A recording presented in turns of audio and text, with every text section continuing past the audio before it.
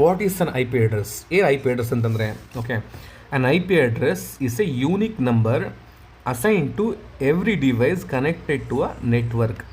Okay, so basically I P address ಅಂದರೆ, I P ಅಂತಂದರೆ internet protocol address. Okay, so I P address ಅಂದರೆ internet protocol address. Okay, it's a unique number, ಅದೊಂದು unique number ಅದು. Okay, assign to every device connected to a network. ಒಂದು ನೆಟ್ವರ್ಕಲ್ಲಿ connect ಆಗಬೇಕು ಅಂತಂದರೆ ಪ್ರತಿಯೊಂದು device ಕೂಡ I P address assign ಆಗಿದ್ದರೆ ಮಾತ್ರ ಅದು ನೆಟ್ವರ್ಕಲ್ಲಿ ಕನೆಕ್ಟ್ ಆಗುತ್ತೆ, ಕಮ್ಯುನಿಕೇಟ್ ಮಾಡುತ್ತೆ. ಓಕೆ, ಸೊ ಏನಕ್ಕೆ ಐ ಪಿ ಅಡ್ರೆಸ್ ಬೇಕು ನಮಗೆ?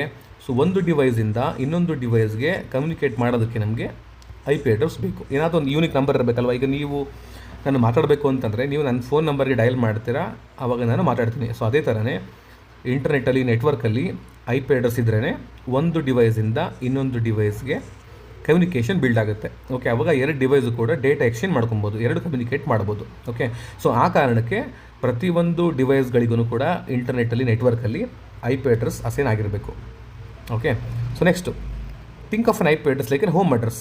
ಲೈಕ್ ಇವಾಗ ನಿಮ್ಮ ಮನೆ ಅಡ್ರೆಸ್ ಬರುತ್ತಲ್ವ, ಈಗ ಮನೆ ನಂಬರ್ 32 43 ಅಂತಂದಾಗ ನಿಮಗೆ ಓಕೆ ನಮ್ಮ ಮನೆ ಅಡ್ರೆಸ್ ಇದು ಅಂತ ಐಡೆಂಟಿಫಿಕೇಷನ್ ಮಾಡ್ತಾರಲ್ವ. ಸೊ ಅದೇ ಥರನೇ ಒಂದು ಡಿವೈಸ್ಗೆ ಐಡೆಂಟಿಫಿಕೇಷನ್ ಆಗಬೇಕು ಅಂತಂದರೆ ಅದರದ್ದೇ ಆದಂಥ ಒಂದು ನಂಬರ್ ಇರುತ್ತೆ, ಅದನ್ನು ನಾವು ಐ ಪಿ ಅಡ್ರೆಸ್ ಅಂತ ಕರಿತೀವಿ. ಓಕೆ, ಸೊ ಅದನ್ನು ಹೇಳ್ತಾರೆ. ಈಗ ಒಂದು ಮನೆಗೆ ಯಾವುದಾದ್ರೂ ಒಂದು ಮೇಲ್ ಬರಬೇಕು ಅಂತಂದರೆ, ಒಂದು ಪೋಸ್ಟ್ ಆಫೀಸಿಂದ ಲೆಟರ್ ಬರಬೇಕು ಅಂತಂದರೆ ಮನೆ ನಂಬರ್ನ ಮೆನ್ಷನ್ ಮಾಡಿರ್ತೀವಿ. ಸೇಮ್ ಅದೇ ಥರನೇ ಒಂದು ಉದಾಹರಣೆ. Okay, I P address self data.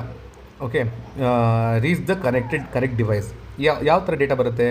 ಒಂದು ವೆಬ್ ಪೇಜ್ ಆಗಿರ್ಬೋದು, HTTP ಮುಖಾಂತರ, ಇಮೇಲ್ ಆಗಿರ್ಬೋದು, SMTP ವಿಡಿಯೋ ಆಗಿರ್ಬೋದು. ಸೊ ಈ ಥರ ಯಾವುದೇ ಒಂದು ನೀವು ಆ್ಯಕ್ಸೆಸ್ ಮಾಡ್ತೀರಾ ನಿಮ್ಮ ಕಂಪ್ಯೂಟರ್, ಲ್ಯಾಪ್ಟಾಪ್, ಮೊಬೈಲ್ ಯಾವುದಾದ್ರೂ ಸರಿ, ಅದು ಒಂದು ನೆಟ್ವರ್ಕಿಂದ ಇನ್ನೊಂದು ನೆಟ್ವರ್ಕ್ ರೀಚ್ ಆಗಬೇಕು ಅಂತಂದರೆ ಅದಕ್ಕೆ ಒಂದು ಐ ಪಿ ಅಡ್ರೆಸ್ ಅಸೈನ್ ಆಗಿರಲೇಬೇಕು.